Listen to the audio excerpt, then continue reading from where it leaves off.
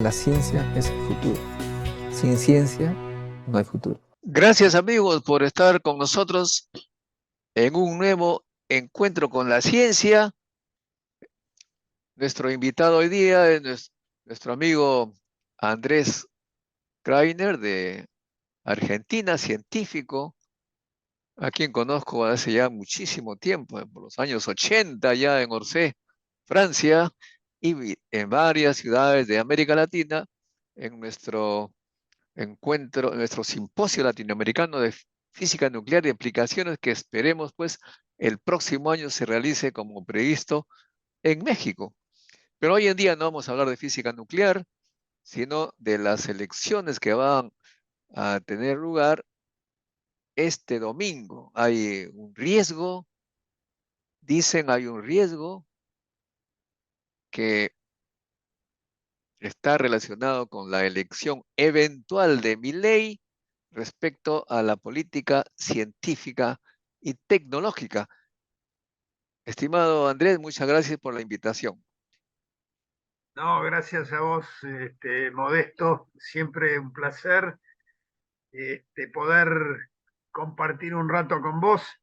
Y efectivamente, eh, en la Argentina, este país, con sus vaivenes y sus fluctuaciones, estamos en una situación delicada, peligrosa, diría yo, con chances ciertas de que un personaje como Milei pueda acceder a la presidencia de la República. Es bastante lamentable esto, porque Milei, la verdad, que no tiene ni remotamente, no reúne ni remotamente las cualidades necesarias para ser presidente de un país, ¿no? Es una persona, yo diría, me atrevería a decir que es una persona con un desequilibrio mental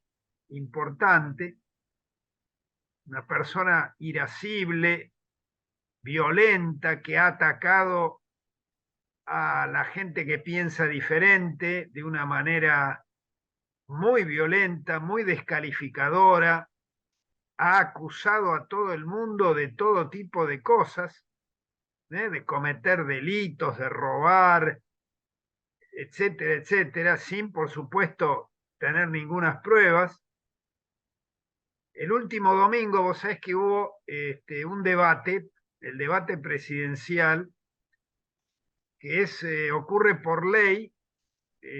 Hubo ya hubo dos debates con uno antes de la primera vuelta y ahora una antes del balotaje, entre ahora los dos candidatos más votados. Y la verdad que esto demuestra que esa ley que prevé estos debates se ha demostrado como muy útil, porque los candidatos se tienen que mostrar como son, o por lo menos todo el público los ve, aun si tratan de ocultar cómo realmente son, que es lo que Milei está ahora tratando de hacer, porque lo han coacheado diciéndole que tiene que moderar su falta de templanza completa. Bueno, pero vayamos a lo que Milei ha dicho durante la campaña sobre la ciencia y la tecnología. Muy livianamente, muy suelto de cuerpo, este hombre, entre muchas otras cosas, dijo que privatizaría el CONICET. El CONICET es el Consejo Nacional de Investigaciones Científicas y Técnicas de la Argentina, una institución que tiene más de 10.000 investigadores activos en todas las ramas de las ciencias, una institución que está ranqueada muy, muy bien a nivel internacional. Vayamos a también algo que te puede interesar. la evaluación de los científicos que están en el CONICET. En particular, yo soy miembro de la carrera del investigador, soy investigador superior del CONICET. Entonces, el CONICET tiene varias categorías, están los investigadores asistentes, los adjuntos, los independientes, los principales y los superiores. Superiores es la última, la categoría, digamos, de máxima jerarquía dentro de la jerarquía del CONICET. Y nosotros cada 2 años tenemos que presentar un informe exhaustivo sobre lo que hemos hecho. Los investigadores asistentes lo tienen que hacer cada año, mientras que las demás categorías lo tienen que hacer cada 2 años, y ese informe es evaluado por pares, y si el resultado de esas evaluaciones es el rechazo de tu informe como insuficiente en 2 instancias consecutivas, perdés la condición de investigador científico del CONICET. Esto prácticamente no ocurre en otras instituciones. Si bien en las instituciones universitarias se accede por concurso, igual que en el CONICET, la entrada al CONICET es un proceso muy competitivo, donde los postulantes son evaluados por pares de todo el país y en algunos casos pares del exterior. Y bueno, es una institución que yo la conceptúo como muy seria, produce no solo conocimiento básico, medido a través de las publicaciones a nivel internacional de los investigadores, sino que también promociona, junto con otra agencia gubernamental, que es la Agencia de Promoción Científica y Tecnológica, promocionan el desarrollo de proyectos de desarrollo tecnológico, ¿no? En la Argentina recientemente se sancionó una ley, la Ley de Financiamiento de la Ciencia y la Tecnología, que prevé un aumento paulatino desde el momento que se sanciona la ley hasta el año 2030 o 2032, no recuerdo exactamente, con una meta del 1% del PBI para la inversión estatal en ciencia y tecnología, que es un estándar internacional muy importante. Así que Milei ha hablado de la privatización del CONICET, algo que es totalmente impensable, irracional, porque CONICET no es una institución, digamos, de lucro. Si bien también ha propiciado muchos proyectos que han terminado en patentes y en licencias, y el CONICET recibe regalías por eso, pero su función principal no es producir dinero, y por ende no hay empresas privadas que vayan a adquirir o comprar el CONICET. Y esta acción de disolver el CONICET, porque básicamente lo que él dice que lo va a privatizar, lo va... Pero para privatizar significa que tendría que haber postores. Acá en Perú también en los años de Fujimori se hablaba de privatizar los institutos, pero no había empresas privadas. Las empresas privadas en Perú son de explotación, extracción de materias primas, cosa rápida, a corto plazo. No les interesan los temas de largo plazo. Totalmente, totalmente. El CONICET forma gente, porque una de sus funciones principales es dar becas. Hay del orden de 10.000 becarios a nivel doctoral y a nivel postdoctoral, y esos becarios van a alimentar los planteles de las empresas públicas y de las empresas privadas también, porque es personal altamente calificado que el Estado pone a disposición de la sociedad, lo mismo que las universidades. Bueno, Milei, además de querer destruir el CONICET, quiere eliminar el Ministerio de Ciencia y Tecnología, el Ministerio de Salud, el Ministerio de Obras Públicas, quiere eliminar la obra pública, que es uno de los motores principales de la economía en la Argentina. O sea, es una persona que viene a destruir cosas que han costado mucho esfuerzo reconstruir, que sufrieron mucho durante el gobierno de Macri. Bueno, vos sabés que Macri y Milei son aliados. Macri viene sosteniendo a Milei ya hace bastante tiempo y ahora, como el partido Ahora, que dime, Andrés, una pregunta. sí, Normalmente se dice, se piensa, se sospecha que estos políticos en realidad representan a grupos económicos eh, bastante fuertes. ¿Es el caso, supongo, en Argentina o no? sí, sí, es el caso, sin ninguna duda. Milei, él es se dice un libertario, se dice un liberal, es todo lo contrario de un liberal porque sus ideas son completamente autoritarias.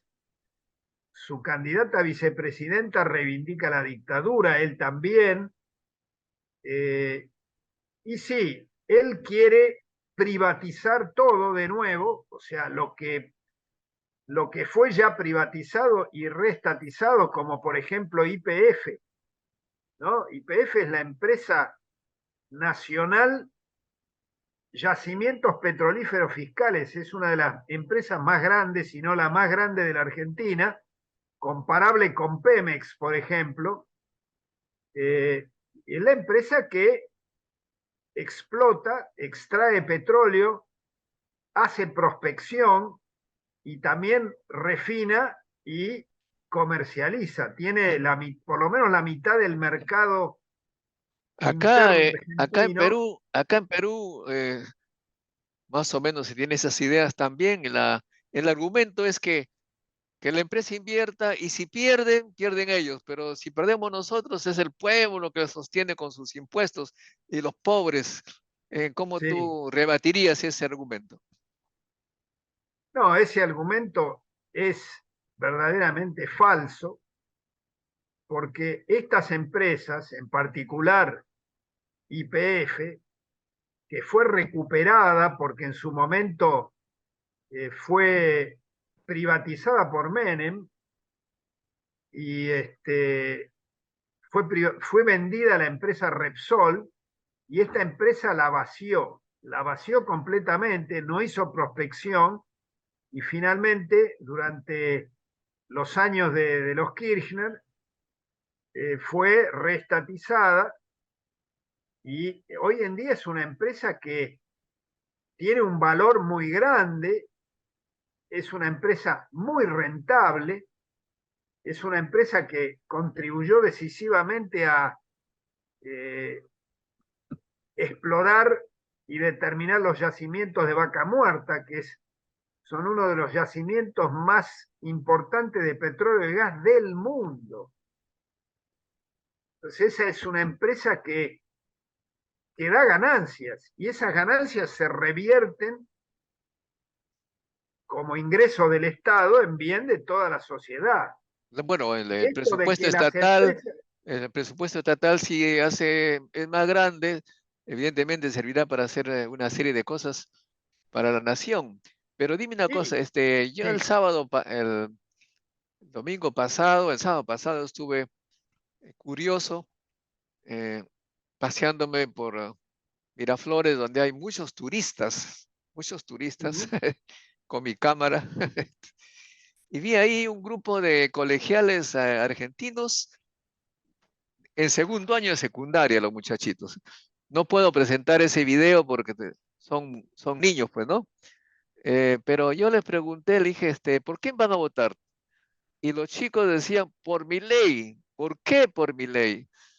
Y todos hablaban del dólar, del peso que está muy mal y que eso es culpa de Massa y como si así está cuando es ministro de Economía, ¿qué será cuando sea presidente, no? En eso se acerca el profesor, que supongo que es el guía, y le digo, ¿usted también va a votar por mi ley? De ninguna manera, me dice, caramba, dije, hay un problema aquí entre los niños, supongo que son de ciertas familias que escuchan lo que dicen los padres, pero el maestro está contra. Parece que hay una especie de diferencia de opinión entre los grupos sociales. ¿Eso es real allá en Argentina? Sí, sí. A ver, primero estos chicos, si están en segundo año del secundario, todavía no votan. No, no, ya sé, Más pues bien, ya sé.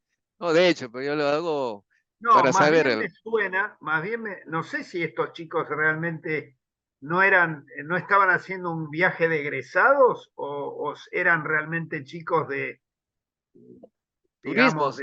Yo supongo de que eran segundo. turistas que iban guiados por su maestro, su profesor de algún colegio, ¿no? Sí, a ver, lo que pasa que normalmente esos son viajes de egresados que están organizados por los colegios, pero bueno, independientemente de eso, efectivamente, entre los votantes de mi ley hay muchos jóvenes, o sea, hay una predominancia de varones jóvenes entre los votantes de mi ley. Y eso es una situación realmente muy lamentable y muy peligrosa, ¿no? Porque uno escucha muchas veces las opiniones de estos chicos y ignoran completamente la historia, no saben lo que pasó en la Argentina hace no muchos años, y este asunto de la dolarización es una mentira, porque Milei no va a poder dolarizar. Primero, porque no existen los dólares suficientes, a menos que vos licúes con una hiperinflación el dinero argentino y entonces termines pagándole a la gente un salario prácticamente inexistente en dólares. Ya hoy los salarios están bajos, pero no son tan bajos, pero o sea, materialmente no hay posibilidad, esto quedó muy claro en el debate y viene quedando claro o sea, el propio Macri Bueno, es eso como que, es lo que hizo Fujimori en su momento. Dijo que Dios el ministro de Economía dijo que Dios nos guarde, nos ayude, porque hubo una devaluación y, y efectivamente hubo una división, no sé entre cuánto, de las remuneraciones reales. bueno, a ver, este asunto de la dolarización es que mucha gente, lamentablemente, por ignorancia, fantasea con que van a cobrar sus sueldos en dólares en lugar de pesos y que van a cobrar un buen sueldo en dólares. Pero están totalmente confundidos, porque eso no es así. Los salarios en dólares van a ser misérrimos. O sea, a Milei ya se le ha pedido explicaciones de cómo concretamente va a ser esto, cómo va a ser el proceso, y está claro que no lo van a hacer, por lo menos no lo van a hacer en el corto plazo, como habían prometido, como siguen insistiendo, porque es imposible hacerlo. Y además, bueno, una de las razones para no dolarizar es que es sabido que si un país prescinde de su moneda y transforma una moneda extranjera sobre la cual no tiene ningún control y además no la puede emitir, la transforma en su única moneda, se quita grados de libertad muy importantes en el manejo de la economía. Y de hecho, hay muy pocos países en el mundo que han dolarizado y que se han metido en un corset de este tipo, como Ecuador, por ejemplo, y ya ahora prácticamente les resulta imposible salir de ese corset. Y de ninguna manera la dolarización contribuye a eliminar los problemas graves que hay, como la pobreza, porque la pobreza en la Argentina existe, aunque también hay que ver cómo se mide la pobreza, ¿no? Y no hay mucho acuerdo sobre cómo medir la pobreza, porque en particular Macri cambió los indicadores de medición de pobreza y con esos indicadores la pobreza subió respecto de lo que era en el gobierno anterior a Macri. Así que bueno, creo que, o sea, mi opinión sobre Milei es muy negativa. Las cosas que ha prometido, con las que ha hecho campaña con una motosierra, ¿no? En sus rallies, en sus reuniones, el tipo va con una motosierra y blande la motosierra en el aire y dice que va a destruir la casta, él llama casta a los políticos, olvidándose de que seguramente hay otras castas que son aún mucho más castas, que son, por ejemplo, los grandes empresarios. Además, él ha pactado ahora con uno representante de la casta, que es Macri. Macri es tanto de la casta empresaria como de la casta política.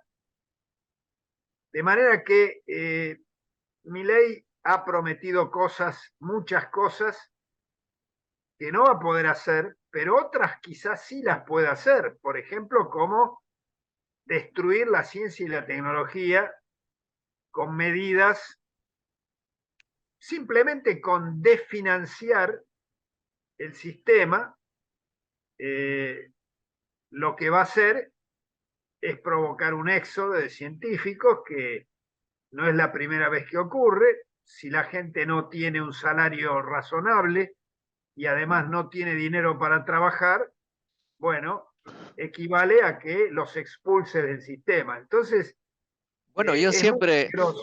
yo siempre he señalado acá en el Perú que en el fondo el científico no tiene problemas porque, como tú señalas, si lo tratan mal, simplemente toma sus maletas y se va, sobre todo los jóvenes, ¿no? Más productivos. El problema es para el país que se queda sin el potencial que podría resolver una serie de problemas que todos sabemos. Ahora, cuando tú hablas de en la carrera científica, ¿qué significa como adición de remuneración de derechos respecto a un profesor universitario? Por ejemplo, un profesor universitario que no hace investigación, que solamente se dedica a su enseñanza, a los cursos, y uno que además de sus cursos es de la carrera del investigador. ¿Qué diferencia hay en la remuneración? ¿Hay un bono? ¿Cómo es la cosa? No, no. A ver, en la Argentina, los docentes de universidades que hacen investigación, bueno, las universidades tienen cargos full time, o sea, cargos de dedicación exclusiva que prevén docencia, digamos, de las 40 horas semanales típicas de dedicación a un cargo docente con dedicación exclusiva, 10 horas semanales se dedican a la docencia frente a alumnos y el resto es investigación. Y los Todos. salarios de los profesores universitarios y de los docentes universitarios es un salario comparable al salario de un investigador del CONICET. O sea, el CONICET no es que paga un bono, el CONICET tiene instituida desde Una carrera, 1900 una carrera. una Ya. carrera del investigador científico y Entonces vamos técnico. a poner otra pregunta. Sí, En una institución como la CONEA, por ejemplo, hay gente que está calificada, tiene el grado de doctor, de magíster, lo que fuera, pero que no es investigador y otro que sí es investigador. ¿Ahí qué diferencia hay en la remuneración?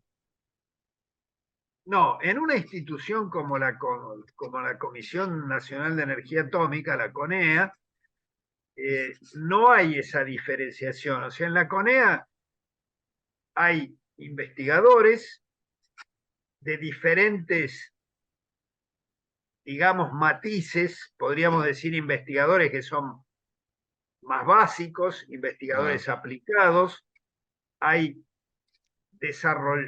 gente que se dedica al desarrollo tecnológico o y sea, hay, hay diferentes niveles, pero todos son investigadores. no, a ver, dentro del plantel de la Comisión de Energía Atómica técnicos, No, no, eso no, ese no. hay técnicos, hay administrativos No, claro, claro. y hay profesionales. Muy bien. Dentro de los profesionales hay investigadores, hay de las diferentes modalidades que te dije, y hay gente que se dedica a desarrollo tecnológico. Por ejemplo, yo durante una parte de mi carrera era un investigador más bien básico. Hace ya muchos años me dedico a desarrollo tecnológico, al desarrollo de tecnología de aceleradores, como vos sabés, pero no hay en principio una diferenciación en cuanto a salario. Ajá. Hay un escalafón, ¿no? O sea, la gente progresa en su carrera de acuerdo a su desempeño, a sus antecedentes, pero no hay un escalafón específico para investigadores. No, Ahora, pero tú señalabas que cada 2 años se evalúa y de repente le eso, sacan la eso, etiqueta. eso es en el CONICET. Ya, ya, ya. CONICET y nosotros, varios de los investigadores que estamos en la CONEA, pertenecemos también a la carrera del investigador. Y el CONICET nos paga. Si el salario del CONICET es más grande que el de la CONEA, nos paga la diferencia. Ajá. Si es más chico, no nos paga nada. Pero si el salario del CONICET en la categoría que uno está es mayor, nos paga una diferencia. Pero ¿Eh? justamente a eso iba la pregunta. ¿Esa diferencia es sustancial como para incentivar la investigación? Bueno, bueno, no, a ver, para pertenecer a la carrera de investigador no es automático. O sea, no es que un investigador en la CONEA automáticamente No, no, pertenece ya, al ya CONICET. lo sé, lo digo, pero Son dos cosas disjuntas. alguien quiere, además de ser empleado de la CONEA, quisiera ser de CONICET, tiene que haber un incentivo, habría una diferencia sustancial en la remuneración. Bueno, primero tiene que ser admitido Por eso, a la claro, carrera de investigador. Y eso ocurre en base a sus antecedentes y en base a sus merecimientos. claro, claro. Hoy en día la diferencia en el nivel más alto de las dos instituciones está en el orden del 30%. Ya, a veces la es, Es algo que estamos peleando para que se mejore el salario de la comisión, que sea equiparable en, digamos, categorías similares, que sea equiparable. Pero hoy por hoy la diferencia en la máxima categoría está en el orden del 30%. Muy bien, ahora, estimado Andrés, acá te hacía esas preguntas porque acá en el Perú ha surgido un problema muy serio porque se ha descubierto, y la prensa lo ha descubierto, Sí, que hay, digamos, personas que compran la afiliación, o sea, yo le pago a una universidad de un país extranjero, lejano, le pago sí. una cantidad de dinero y en un artículo que ellos tienen ponen mi nombre. Se le- Ajá. Entonces acá eso ha servido para que aquellos que están contra estos privilegios, entre comillas, de los científicos, exista un poco para eliminar, me parece, esa bonificación que le dan. Acá no hay carrera, hay bonificación a los que ahí investigan. Entonces yo me decía, ¿en Argentina ocurre ese tipo de fenómeno de corrupción? No, no tengo noticia de eso. Además, me llama bastante la atención que una universidad de cierto prestigio, digamos, no sé, Harvard, MIT, No creo. Caltech, No, University of California, el ETH, la Universidad Libre de Berlín o lo que fuere, que esas universidades puedan por dinero. Además, no, eso no, tampoco, no, no vos son sabés que esas, eso, no son esas, son universidades de países que no son los que tú mencionas, pero hay bueno, esa trampa, eh, pues.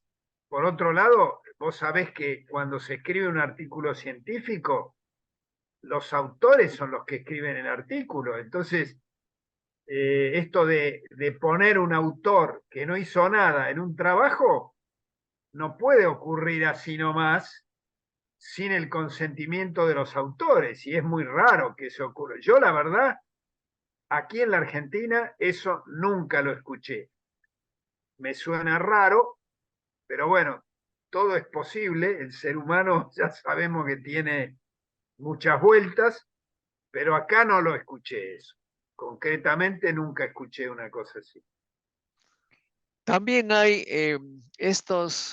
Argentina sí está involucrado en estos llamados proyectos internacionales, y hay veces esos proyectos internacionales parece que dan derecho a que los miembros del equipo aparezcan en los artículos de las llamadas colaboraciones, que no necesariamente han trabajado un montón, sino que por el hecho de pertenecer a la colaboración aparece el nombre de todos. Bueno, a ver, digamos, los dos sabemos que hay grandes colaboraciones, por ejemplo, en el CERN o en Fermilab.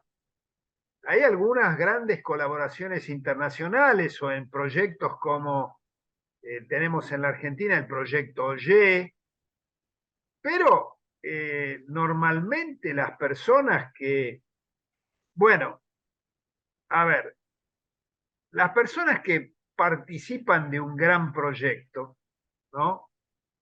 Por decir algo, del proyecto Atlas en el CERN, no necesariamente participan de todas las actividades. Esos grandes proyectos están compartimentalizados y la gente que finalmente termina en la lista de autores son gente que alguna contribución ha hecho. Es difícil mensurar exactamente cuán importante es esa contribución. Eso es un tema que hay que hablar, pero la gente que dirige esas grandes colaboraciones no va a poner en la lista de autores a alguien que no ha hecho ninguna contribución, me parece. Son científicos relevantes los que dirigen esas grandes colaboraciones, en algunos casos hasta premios Nobel. No creo que pongan a cualquiera en la lista de autores, ¿no? Por ahí es cierto que en algunos trabajos algunos de los miembros de la colaboración han hecho más, en otros menos, y tienen la costumbre de poner a todo el mundo en la colaboración, pero es gente que algo hace, porque si no hace nada, seguramente hasta no estaría más en la colaboración o no estaría en la lista de autores. Eso está muy claro, pero el tema es el siguiente, ¿no? Sí, Eh, Estas grandes colaboraciones tienen la capacidad de que entre todos publican, pues, qué sé yo, 50 artículos al año, porque son de centenares, ¿no? De unos 700. Y acá en el Perú aparecen los nombres de algunos 50 veces, pues, por ejemplo, y entonces bueno, adquiere 50 puntos para el CONCITEC de Perú, mientras que los grupos pequeños peruanos que hacen grandes esfuerzos, que son 10, 20, al año pues publicarán 1 o 2 artículos y ante el otro que tiene 50 se ven apabullados. Entonces digo, ¿no habrá alguna forma de modular el puntaje para que haya más justicia, que se pague el esfuerzo personal y no tanto esta colaboración donde el trabajo es difuso en realidad, ¿no? Sí, es un muy buen punto el que haces, es un muy buen punto que yo también he criticado algunas veces, y hay una manera de modular, como vos decís. A orden cero, lo que uno puede decir es, bueno, a ver, ¿cuántos papers publicaste en un año? ¿50? Bueno, ¿cuántos autores fueron los autores de esos trabajos? ¿500? Bueno, a vos te toca una 500ª parte de esos 50 trabajos. Eso es a orden cero. Después poder refinar un poco, ver con más detalle si alguno de esos trabajos, en algunos de esos trabajos participaste más. O sea, la costumbre de poner a todos en todos los trabajos no es una buena costumbre. A mí tampoco me gusta. Y efectivamente infla artificialmente la producción de la gente que participa de esas grandes colaboraciones. Eso es correcto. Inclusive se puede modular con el número de citas, esos trabajos suelen tener bastantes citas. Bueno, podés multiplicar el número de trabajos por el número de citas y dividir por el número de autores. Bueno, eso desde ya que te va a bajar el número de puntos que tiene un autor de esos trabajos con un número de autores descomunal, ¿no? O sea, sí, pueden llegar a 500 o más. Entonces, eso es un tema que hay que verlo. No es correcto eso de contar. O sea, si un tipo viene con 50 trabajos, todos de un grupo de 500, de los mismos 500 autores, no es correcto darle 50 puntos de ninguna manera. Eso está fuera de cuestión, eso hay que modularlo. Muy bien, me parece muy buena opinión, es la opinión que yo también he compartido acá en el Perú, es mi posición, lo he manifestado ante la presidenta del CONCITEC que fue alguna vez, pero todavía no se resuelve. Otro tema, estimado Andrés, que es otro problema también muy crítico, ¿no? Las patentes. También, por supuesto, hay patentes y patentes. Hay patentes que no son usadas y las instituciones más bien pagan, pagan para mantenerlas y no ingresa nada. Y me decía la responsable de transferencia tecnológica de mi universidad en una entrevista, tenemos 200 patentes, pero ninguna da plata. Y entonces, ¿cómo tú ves eso? Eso, ese es otro problema muy importante que también necesita una revisión profunda. Acá también ocurre que hay muchas cosas que se patentan y eso ocurre, creo, no solo acá, en muchos lugares, Claro, por supuesto, es se mundial. patentan y jamás encuentran el camino hacia una efectiva utilización de la patente. Además, digamos, cuando uno patenta en el país, sea el Perú, sea la Argentina, está claro que esa patente sirve de muy poco porque te la pueden copiar y la patentan o usan la idea en Estados Unidos, en Europa, en China, en Japón, y si vos realmente querés proteger esa idea o ese desarrollo, tenés que patentar en todos esos lugares. Y eso es costosísimo.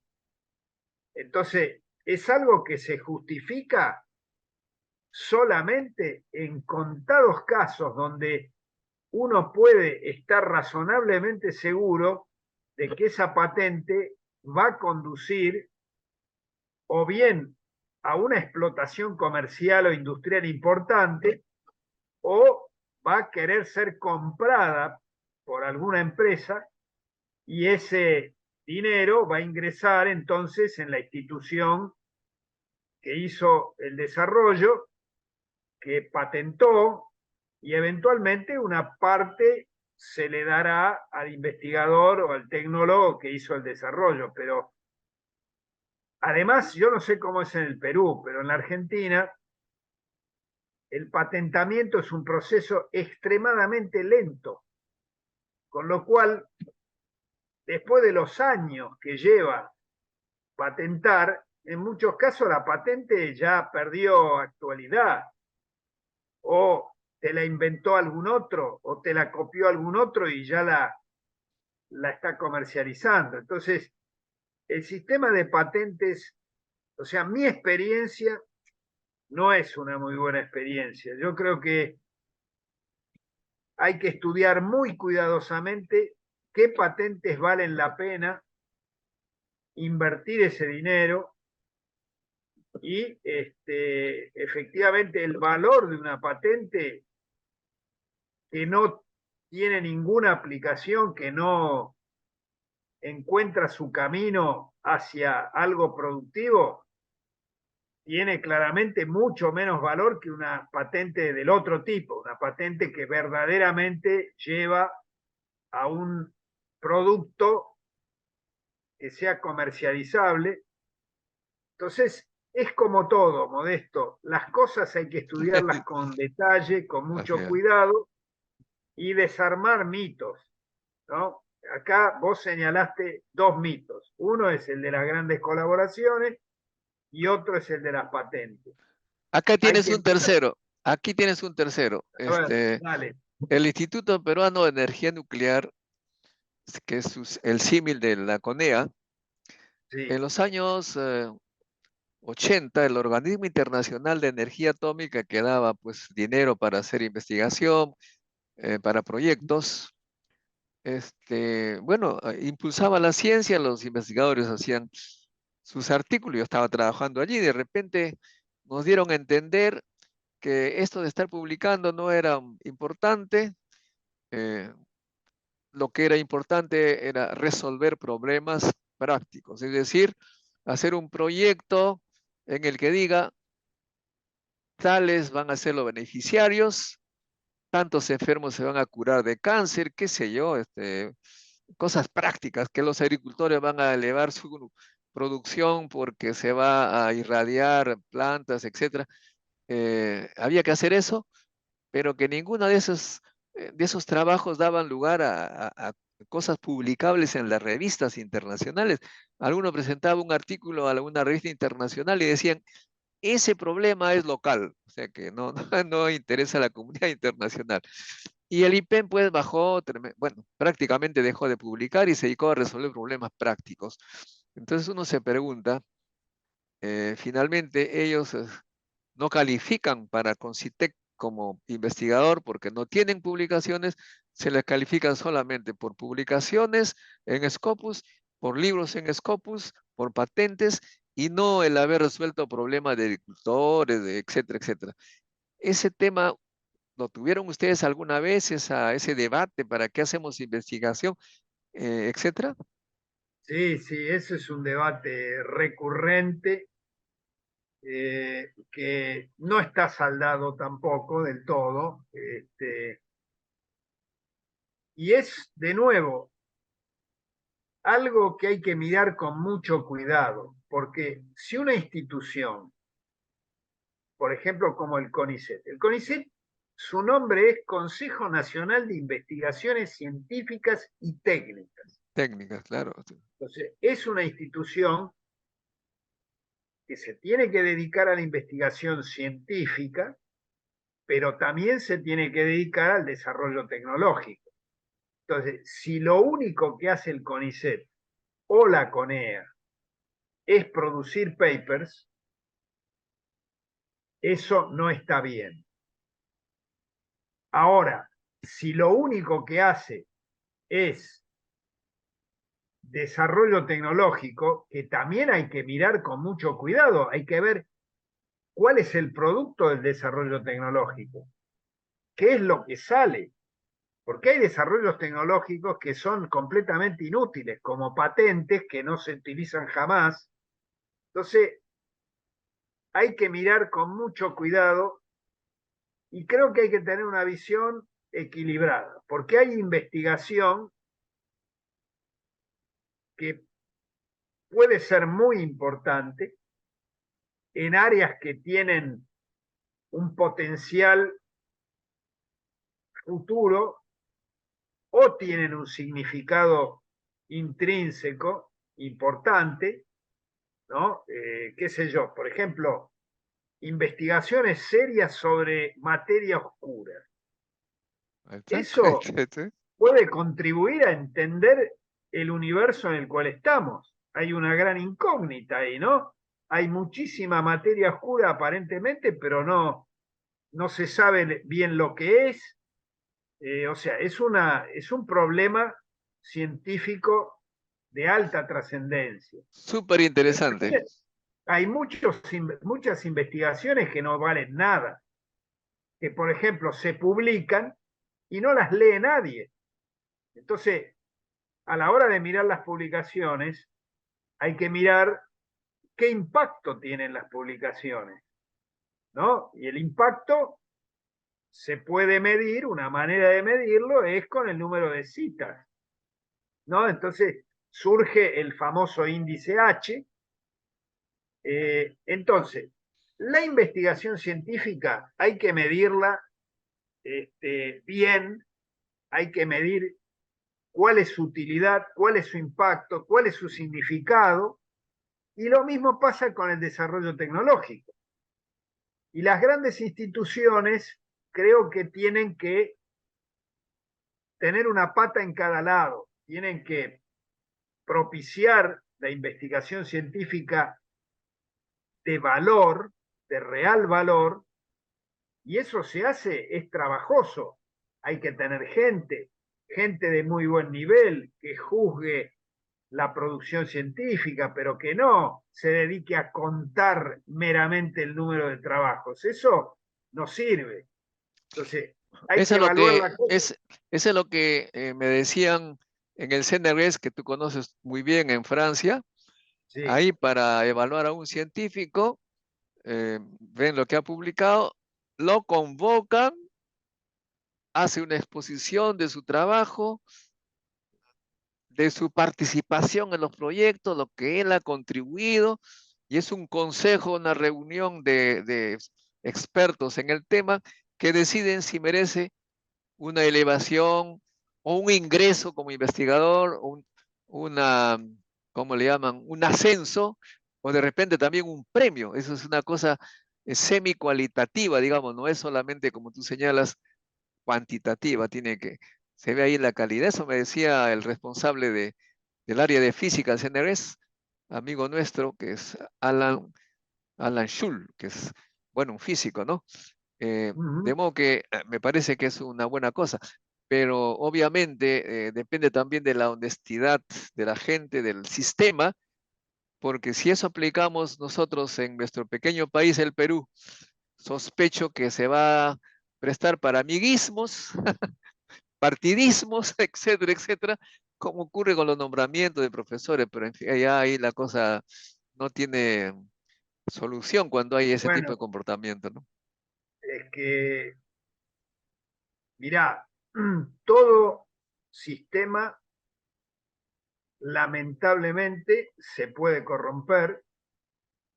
Es algo que, digamos, ¿cuál es la manera de maximizar la probabilidad de que un sistema funcione bien? En particular, un sistema científico, tecnológico y académico. Y bueno, vos tenés que garantizar que las personas que están en cargos de alta responsabilidad o aquellos que conforman jurados tanto para juzgar el desempeño de un científico como para juzgar el desempeño de un profesor, que sean gente, primero, de una moral intachable, en teoría, ¿no? Y además, gente muy conocedora del área que tienen que juzgar. Si vos no garantizás esas dos cosas, y bueno, estás listo. El resultado no va a ser bueno. Entonces, es como todo, en todas las actividades de la vida humana, hay que tener mecanismos, tratar de tener mecanismos que pongan en los lugares de decisión a los mejores. Y esto es se dice más fácil de lo que se hace, Sí, pero pues. es a lo que hay que tender, porque si no, efectivamente, el sistema no funciona. Pero hay Se una, corrompe. hay una alternativa, Andrés. La alternativa es, bueno, es teórica, ideal, ¿no? Se contrata un equipo, no sé, del MIT o de Harvard, que evalúen el expediente, ¿no? Sí, que no conocen los candidatos, que no son amigos, no han tomado café juntos, etcétera. Pero bueno, esa es una cosa ideal que no creo que... No, bueno, a ver, en los sistemas, a mí me han convocado a lo largo de los años, me han convocado a evaluar proyectos, por ejemplo, yo he evaluado proyectos de diferentes países, también en ocasiones me han pedido opiniones sobre investigadores, por supuesto, en el sistema científico argentino, cada tanto me mandan a evaluar desempeños de colegas en el área donde yo trabajo o áreas afines, evaluar proyectos, y no es inusual que se convoque a científicos extranjeros, aquí Claro. en la Argentina también, a juzgar un proyecto, a juzgar un currículum de una persona, un desempeño, de manera que hay maneras de hacer las cosas bien, pero bueno, tenés que tener en los lugares de decisión, tenés que tener gente que comparta estos criterios y que sepa cómo ponerlos en práctica, ¿no? Y que vele porque realmente funcione el sistema como debe funcionar, porque si no funciona, efectivamente es toda una farsa y el sistema se degrada y no cumple con su función. Así que en todos los órdenes pasa eso. Lo vemos con los políticos, ¿no? O sea, por ejemplo, en la Argentina, y no sé si en algún otro país hay, pero acá cualquiera puede llegar a político, digamos. Mínimamente tendría que haber un test psicofísico o psicológico, fundamentalmente, pero algo serio, hecho por los mejores profesionales o los equipos independientes de instituciones reconocidas que evalúen, porque no toda... A ver, cuando nosotros ingresamos en la Argentina en una institución para trabajar, todos tenemos que ser sometidos a un análisis psicofísico. O sea, si vos, digamos, no pasás ese examen psicofísico, no sos apto para ingresar en la administración pública, por ejemplo. Con mejor razón debe ser pues para las grandes responsabilidades, ¿no? Exactamente, esto es lo que estaba diciendo. O sea, una persona que va a conducir los destinos de un país, un presidente de un país, no puede ser cualquiera. Tenés que tomar mínimos recaudos para que la persona, digamos, cumpla con estándares mínimos, por lo menos. Me estás haciendo ¿No? recordar, estimado Andrés, una historia que no sé si la conoces. Dice que un observador soviético allí que veía el riesgo de los misiles nucleares que venían del otro lado, estaba Sí, allí permanentemente y tenía que avisar al superior apenas veía un problema. Y él vio un problema, aparente problema, dijo, caray, si le digo a mi superior, parece que no confiaba en el superior, decía, estos van a tirar, va a armar la guerra mundial, tengo que estar seguro y no sé cuánto. Y finalmente tomó él la decisión de no avisar. Claro, lo condenaron y todo lo demás, ¿no? Pero después se dieron cuenta que efectivamente él tenía razón, porque no había un riesgo real y que si hubiera avisado, tal vez estaríamos en otro lado. Así es, así es. Eso muestra lo complejo que pueden ser las situaciones y las decisiones, ¿no?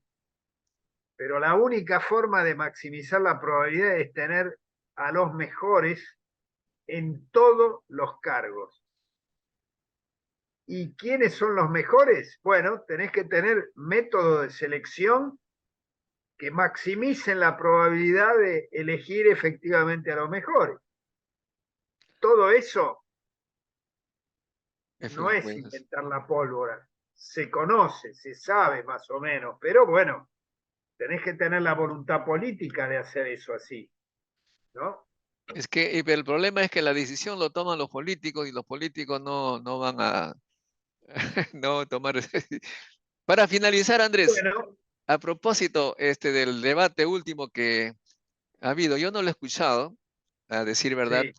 pero me han contado que perdió Milei porque cometió una serie de errores, uno de los cuales es que él mostró su admiración por Margaret Thatcher y no se acordaba pues de las Malvinas o cosas de ese estilo. Cuéntanos un poco esa parte del debate y cuál ha sido el efecto. Bueno, a ver, yo también creo que Milei cometió lo que se llama acá un sincericidio, Sí, sí, sí. ¿no? Él efectivamente admira a Margaret Thatcher, admira a Reagan, admira a una serie de políticos, lo que llamamos de derecha nosotros, porque él es un individuo de extrema derecha. No, no, eso se Eh, entiende, pues, pero a Margaret Thatcher bueno, mencionar por la bueno, experiencia histórica, caray. justamente, eh, creo que algunos piensan que Milei en realidad no quiere ser presidente, porque si vos en un país como la Argentina, donde la cuestión Malvinas es una cuestión Tremendo, pues, muy sí, generalizada, una reivindicación muy cara a la mayoría de los argentinos. Si vos decís Margaret Thatcher, y Margaret Thatcher tiene un problema muy grave, porque ella, durante la guerra de las Malvinas, dio la orden de torpedear y hundir al crucero General Belgrano, estando el crucero General Belgrano fuera del área de exclusión, fuera de la zona de exclusión que los propios británicos habían decretado. Entonces cometió un crimen de guerra, muy jodido. Entonces, vos no podés decir alegremente, elogiar a Margaret Thatcher como una de las grandes estadistas del siglo XX y qué sé yo, no tiene, es absurdo hacer una cosa así y pienso que eso algo le va a costar. Creo que le va a costar. Eso y muchas otras cosas, porque realmente el desempeño de Milei en el debate también fue dice muy que pobre, fue muy demostró, pobre. demostró su falta de conocimiento del Estado, ante lo cual Massa, pues, mostró lo contrario, lo que me han contado, ¿no? Sí, pero además Massa lo arrinconó porque él le pidió explicaciones y definiciones sobre todas las cosas que había dicho durante la campaña y que últimamente se desdijo, vino y quedó en evidencia que el tipo es un farsante. Además de ser un ignorante en muchas cosas, es un farsante. Bueno, eh, enhorabuena porque realmente Massa es una persona que le lleva años luz en todos los aspectos a Milei. Yo creo que es una persona con mucha experiencia, tiene experiencia como legislador, como gestor, o sea, ha ocupado cargos altos, en particular él fue intendente de un partido importante, el partido de Tigre, donde tuvo un desempeño muy bueno, y ahora hace un tiempo es ministro de Economía y está piloteando las cosas, en mi opinión, muy bien. De manera que este debate sirvió para mostrar la tremenda diferencia que hay entre un individuo como Milei y Sergio Massa. No hay punto de comparación. Así que, digamos, Ojalá, tenemos la esperanza de que realmente el domingo que viene Massa sea el próximo presidente. bueno, esperemos que los argentinos pues se vuelvan razonables y no, como dicen acá, voten con el hígado, ¿no? Sino con la mente, con la claridad que debe Tal tener cual. un ciudadano de un país con tanta historia y tanto poder intelectual como Argentina, reconocido por todo el mundo, que no vayan a meter la pata. Pues, estimado Andrés, muchas gracias por esta entrevista. Hasta un próximo encuentro. Bueno, muchas gracias, Modesto, y cuando puedas me mandás el recorte, ya que lo grabaste, Sí, ok, así me queda un testimonio. muy bien. Bueno, Gracias. un abrazo y un placer como siempre, Modesto. Chau. Chao, Nos chao. vemos. Con nosotros, Chao. amigos, será hasta un próximo encuentro con la ciencia. Chao, chao. La ciencia es el futuro. Sin ciencia no hay futuro.